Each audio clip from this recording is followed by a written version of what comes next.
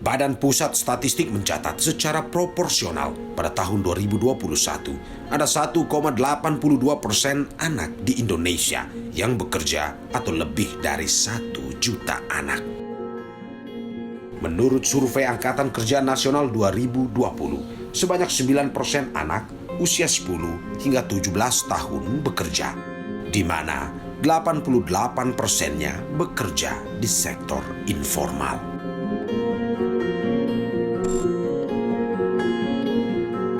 Ada 22 dari 34 provinsi di tanah air yang memiliki proporsi pekerja anak di atas angka nasional.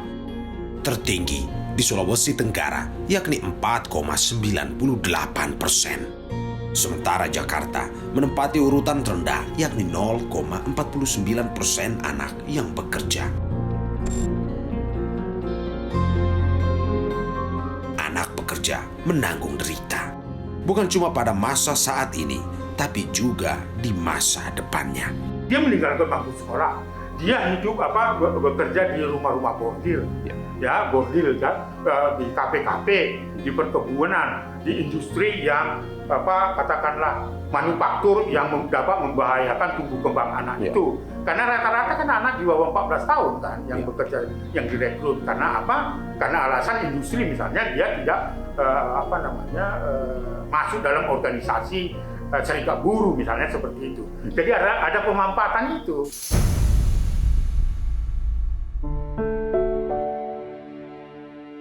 Komnas Perlindungan Anak menilai pekerja anak tak hanya berasal dari kaum miskin, tapi dari semua kalangan dengan tujuan memperoleh pundi-pundi uang. Definisi tentang pekerja anak sering mispersepsi sehingga eksploitasi pada anak masih terjadi. Karena ketidakjelasan definisi mana yang pekerja anak, mana yang eksploitasi, itulah yang mengakibatkan persoalan anak yang bekerja, baik itu di jalanan, baik itu bekerja di perkebunan, di nelayan, bahkan di jalanan, bahkan sebagai entertain dan sebagainya, yang tidak pernah tuntas. Sampai hari ini jumlahnya juga kita samakan persepsinya, mana yang tidak eksploitatif, mana yang eksploitatif. Yang saya ceritakan itu eksploitatif, apapun alasannya. Karena apapun, anak itu tidak dibenarkan untuk dijadikan sumber ekonomi. Negara sebetulnya punya roadmap atau peta jalan menuju Indonesia bebas pekerja anak di tahun 2022.